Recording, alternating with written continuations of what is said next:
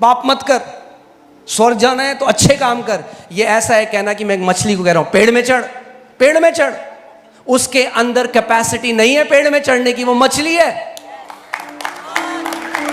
अगर पापी ही अच्छे काम कर सकता तो उद्धारकर्ता की जरूरत क्या थी?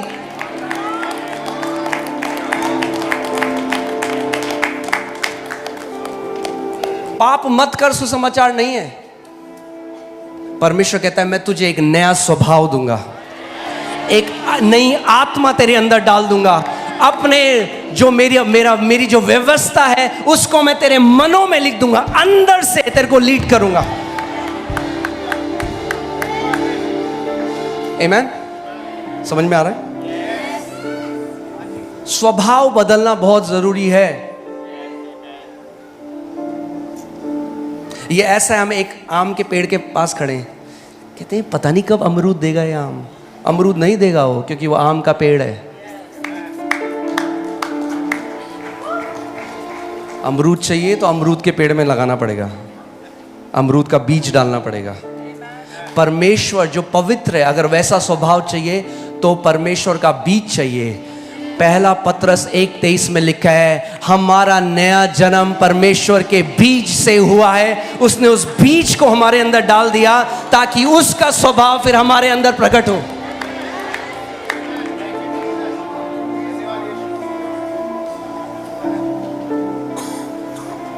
क्या लिखा है? क्योंकि तुमने नाशमान नहीं परंतु अविनाशी बीज से परमेश्वर के जीवते और सदा ठहरने वाले वचन के द्वारा नया जन्म पाया है।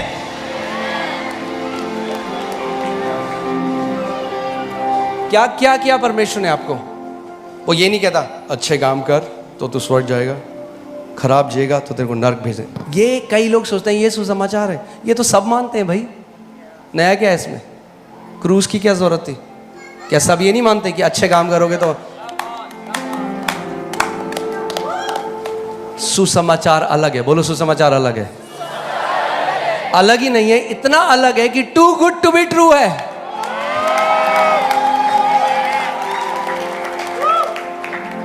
Too good to be true है। आमीन? यहां पे देखिए रोमियो 10 में क्या लिखा है? क्योंकि वे परमेश्वर की धार्मिकता से अनजान होकर, ये यहूदियों के लिए लिखा है, और अपनी धार्मिकता स्थापित करने का यत्न करके परमेश्वर की धार्मिकता के अधीन ना हुए। एक परमेश्वर की धार्मिकता है और एक मनुष्य की धार्मिकता है। और जो मनुष्य की धार्मिकता है, यशाया 64 में लिखा है कि वो परमेश्वर के सामने फटे पुराने चिथड़े हैं। क्या है आपकी धार्मिकता? फटे पुराने चिथड़े, गंदे कपड़े, बदबूदार, वो है हमारे अच्छे धर्म के काम। अगर आप धर्म के काम उद्धार से पहले लगाते हैं तो फटे पुराने चिथड़े। यहूदी जो है ना, ये लोग क्या कह रहे हैं? ये कह रहे हैं कि हम अपने कर्मों से अपनी धार्मिकता स्थापित करेंगे, हम परमेश्वर के सामने खड़े हो सकते हैं ये क्या कि देख प्रभु,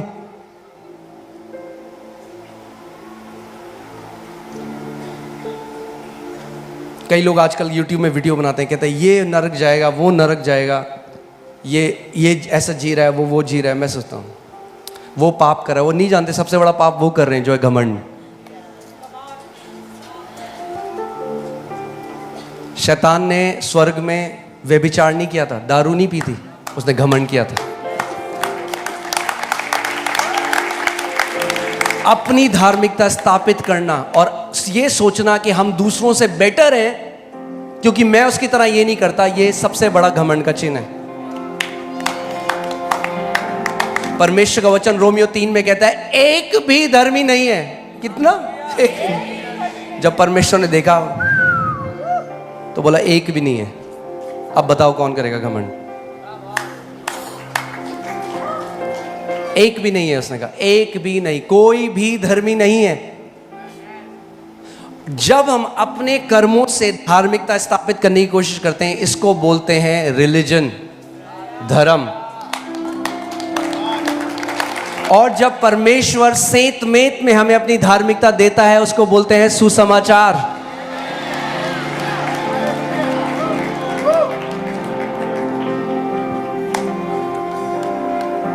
हालेलुया। बहुत जरूरी है इस बात को समझना। कई लोग मछली हैं, वो पेड़ में चढ़ने की कोशिश कर रहे हैं और जब नहीं चढ़ पाते तो वो नाराज हो जाते हैं। नहीं चढ़ पाओगे पेड़ में। इसीलिए प्रभु जानता है हम लोग नहीं कर सकते, इसीलिए उसने कहा तुम्हें नए सिरे से जन्म लेना जरूरी है पहले।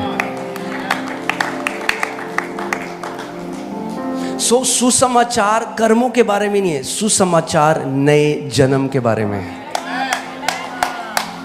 आमीन। क्योंकि वे परमेश्वर की धार्मिकता के अधीन नहीं हुए। क्यों नहीं हुए परमेश्वर की धार्मिकता के अधीन? क्योंकि वो अपने कर्मों से धार्मिकता स्थापित करना चाह रहे थे। अगर आप अपने कर्मों से धर्मी बनना चाहते हो तो आप कभी परमेश्वर की धार्मिकता के अधीन नहीं आओगे। याद है मैंने आपको कुछ दिन पहले बताया था कि मैं और पास्टर से हम बात करते कि अगर चर्च में एक वैश्या, एक चर्च में एक मर्डरर आ जाए और वो प्रभु यीशु मसीह को ग्रहण कर ले तो वो उतना ही धर्मी है जितना धर्मी पास्टर है। कई लोगों को पछता नहीं है, तो ये कैसे हो सकता है? हम तो 40 साल से उपवास रखते हैं। यही तो बात है, यही तो सुसमाचार है।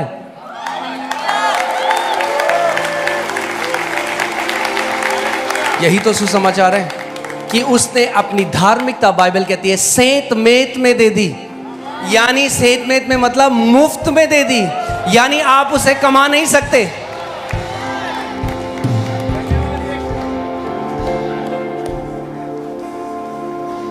आमीन। ध्यान से मेरी एक बात सुनिए। इस समय जो आई थिंक सबसे महंगी गाड़ी है दुनिया की, एक रोल्स रॉयस की गाड़ी है, मुझे एग्जैक्ट तो उसका मॉडल नहीं पता, पर वो 200 करोड़ से ऊपर की है, 230 करोड़ ऐसे कुछ एक गाड़ी। अब अगर एक व्यक्ति एक झोपड़पट्टी में जाए और वहाँ पे एक व्यक्ति को बोले मैं तुझे ये रोल्स रॉयस दे रहा हूँ 230 करोड़ की, पर तू उसको बेच नहीं सकता, ट्रेड नहीं कर सकता, और उसको दे दे, ठीक है? वो कह रहा है मेरे पास खाने के पैसे नहीं है। उसके लिए आशीष है, श्राप है? उसके लिए आशीष नहीं है, क्योंकि उसको रोल्स रॉयस तो दे दी मगर उसके पास खाने के पैसे नहीं है। वो तेल कैसे भराएगा उसमें? उसको मेंटेन कैसे करेगा? कुछ लोगों को लगता है परमेश्वर ने उद्धार दे दिया मगर वो कहता है अब अपनी सामर्थ्य में तुम्हें मेंटेन करना है इसको। ये सुसमाचार नहीं है।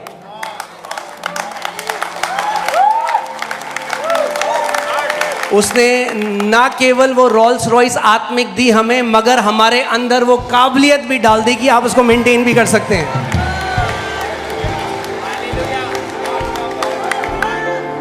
आमीन। उसने नहीं कहा अब मैंने तुम्हें धार्मिक बोल दिया है, अब अगर तुमने एक गलती करी,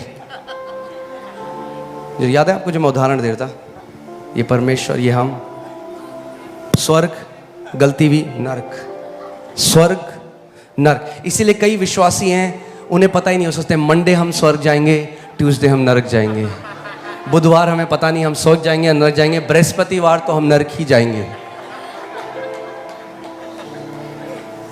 और वो जीते इस कांस्टेंट फियर में, इस डर में।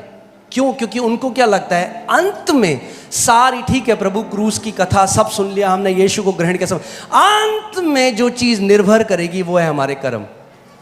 तो क्या किया आपने? आपने उस क्रूस को नली। अगर आखिरी में सब कुछ होने के बाद भी परमेश्वर आपके कर्मों को ही देखता है तो फिर क्रूस नलीफाई हो चुका है।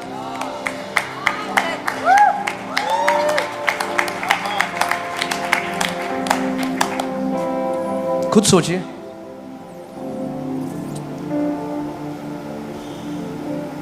बहुत जरूरी है हमें समझना सुसमाचार क्या है। आप सोचिए, एक छोटी बेटी है, मतलब एक बेटी है जो बढ़ गई है, छोटी नहीं है, बढ़ गई, उसकी शादी हो गई और उसका पति बहुत गुस्से वाला है, मतलब पागल हो जाता है गुस्से से। तो वो इस डर में रहती है 24 घंटे की ये मुझे घर से ना निकाल दे। तो पूरी लाइफ वो क्या करती है? उसको खुश करने की कोशिश करती है। ऐसे कई मसीह जीते हैं परमेश्वर के साथ। उनको लगता है कि ये बाइपोलर है परमेश्वर। क्या है बाइपोलर? समझते हैं ना आप? उसको बहुत भयंकर गुस्सा आ जाता है। तो अगर मुझसे एक गलती हुई तो वो मुझे नरक में जला देगा। सोचिए अगर एक ऐसी लड़की है, क्या सोचते हैं आप उसके दिल की हालत क्या होगी, क्या उसकी मेंटल कंडीशन होगी?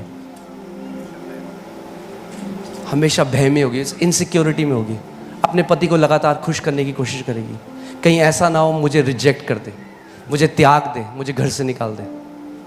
ऐसे हम सोचते हैं परमेश्वर भी है, क्योंकि नहीं जानते वो कैसा है। क्योंकि जो अलग अलग जो आज गॉस्पेल बोली जाती है, जो गॉस्पेल है ही नहीं।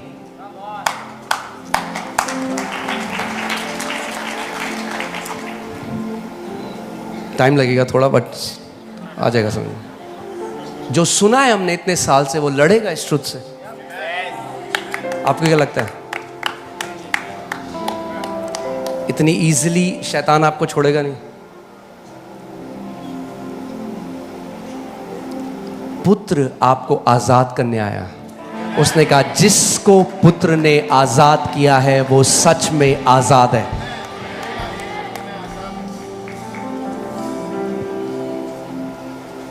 आमीन। आप समझ रहे हैं? अच्छा मेरे को एक बात बताइए, आप में से कितने लोगों ने बहुत अच्छा काम किया या आपने कुछ कर्म किया पैदा होने के लिए? कितने बंदों ने काम किया पैदा होने के लिए? काम पैदा होने के बाद शुरू होता है।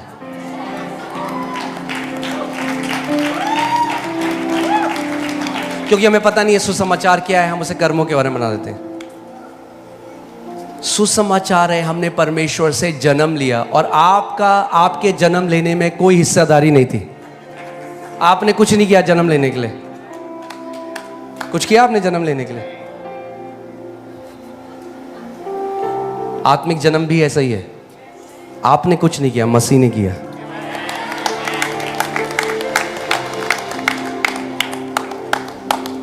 आमीन। अब जब आपने जन्म ले लिया, अच्छा आपने जो जन्म ले लिया, क्या आप दोबारा, मतलब कैसे बोलते, इंग्लिश में बोलते हैं अनबॉर्न, आप अजन्मे हो सकते हैं? आप बोलेंगे हाँ जी मैं 1980 में पैदा हुआ था, मगर फिर मैं वापस चला गया, फिर मैं पैदा नहीं हो रहा।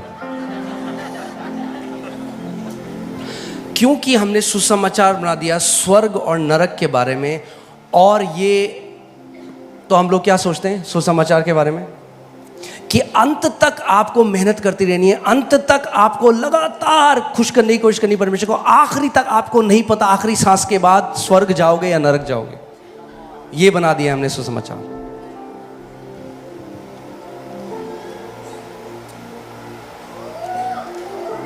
जो एक बार परिवार में पैदा हुआ वो हमेशा के लिए बेटा और बेटी है।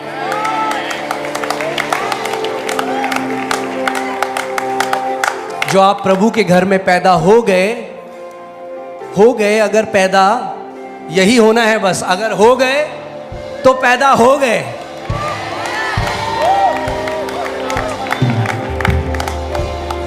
यही है सुसमाचार, कि हमारा नया जन्म हुआ है, दोबारा नहीं जन्म हुआ। वो वाला नहीं कह रहा हूं मैं, दोबारा जन्म जब आप कुत्ता बिल्ली बन के आ जाओगे। मैं कह रहा हूं आपका नया जन्म हुआ है, परमेश्वर के बेटे और बेटी की तरह नया जन्म हुआ है उसके घर में।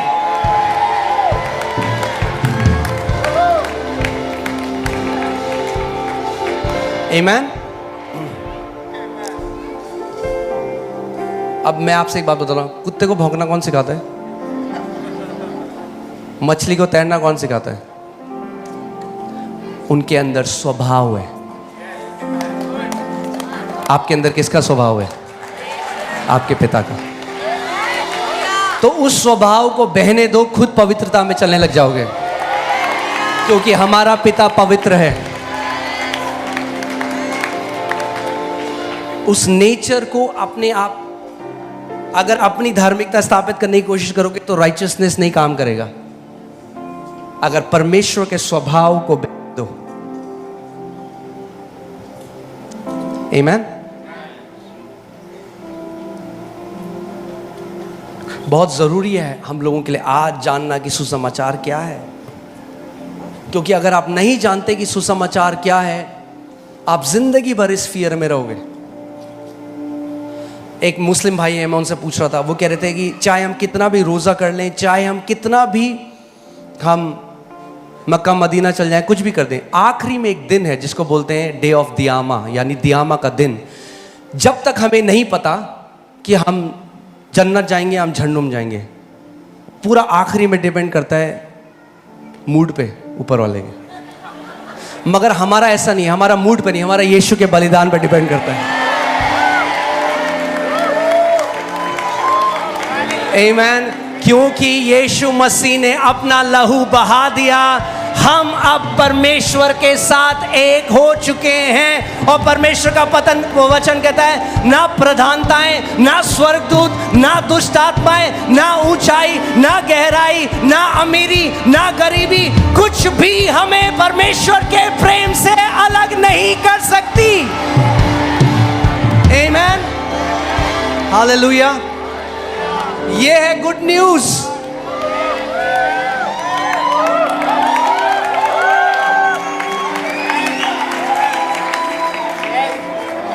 कोई दुष्ट आत्मा आपको परमेश्वर के प्रेम से अलग नहीं कर सकती। कोई स्वर्गदूत आपको परमेश्वर के प्रेम से अलग नहीं कर सकता। कोई अमीरी आपको परमेश्वर के प्रेम से अलग नहीं कर सकती। कोई गरीबी आपको परमेश्वर के प्रेम से नहीं अलग कर सकती। आमीन। बोलो, मैं मसीह के साथ एक हो चुका हूं।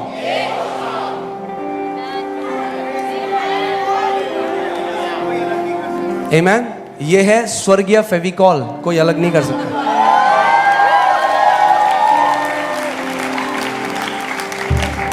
उद्धार क्या है? हम एक दिन स्वर्ग जाएंगे, उद्धार नहीं है। मैंने परमेश्वर से नया जन्म ले लिया है, ये उद्धार है। और क्योंकि बेटा हूं तो बाप के घर ही तो जाऊंगा।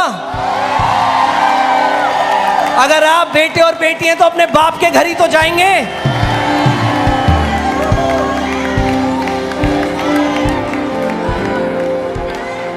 आमीन। कोई है जो बच्चा घर जाता है, बाप बाहर खड़ा होता है, वेट, रिपोर्ट कार्ड, फेल हो गया, निकल घर से बाहर। हालांकि पृथ्वी पे कई बाप ऐसे करते हैं, मगर वो हमारा स्वर्गीय बाप ऐसा नहीं है।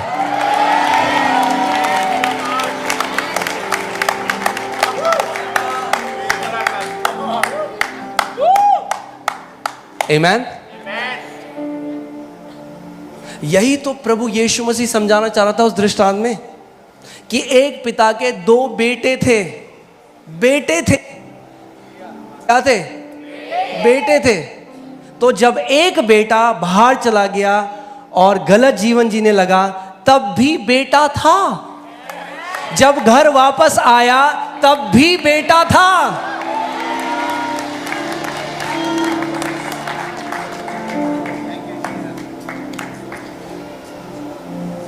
कई मसीह आज जो बेटे हैं, गलत जीवन जीते हैं, रिबेलियन में जीते हैं, उनकी लाइफ टेरिबल। क्या हुआ उसकी लाइफ में? क्या बताइए, क्या बताइए यीशु मसीह ने?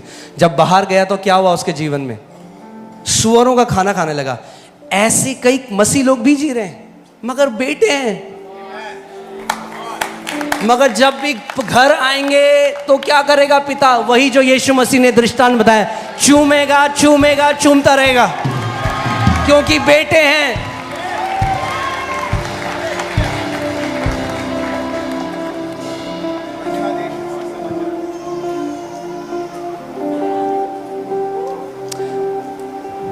मैं आपको बता रहा हूँ, सुसमाचार ने अगर आपको ऑफेंड नहीं करा ना, तो आपने सुसमाचार सुना ही नहीं है कभी।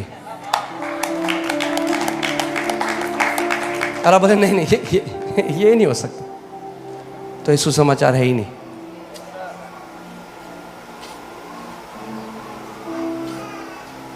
और जो आप सोचो, अच्छा मतलब प्रभु इतना अच्छा है, जितना आप अभी सोच रहे हो उससे करोड़ गुना ज़्यादा उसको मल्टीप्लाई कर लो, उससे करोड़ गुना।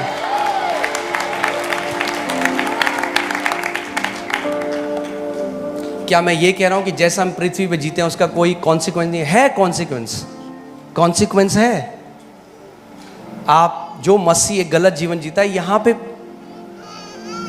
हालांकि परमेश्वर का बेटा है, मगर एक दास की तरह जिएगा। हालांकि उसके अंदर एक ओवरकमिंग नेचर था, मगर फिर भी एक दास की तरह जिएगा। मगर उद्धार परमेश्वर ने आपको आपके कर्म देखकर नहीं दिया, अपने पुत्र को देखकर दिया।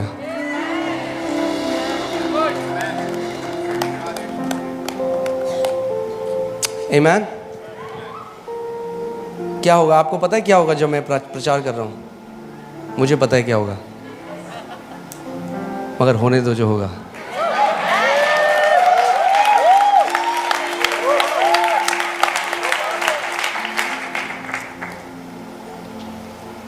क्योंकि क्या होगा, याद रखिए, अगर आप अपनी अगर आप मसीह में आ गए और आप पहले सिगरेट पीते थे, शराब पीते थे, अब नहीं पीते, मगर आप आज क्योंकि आप नहीं पीते और आप सोचते हो कि आप पवित्र इसलिए हो क्योंकि आप सिगरेट और शराब नहीं पीते, तो शैतान भी सिगरेट और शराब नहीं पीता था, मगर अपवित्र था। क्यों? क्योंकि उसके मन के विचार अपवित्र थे।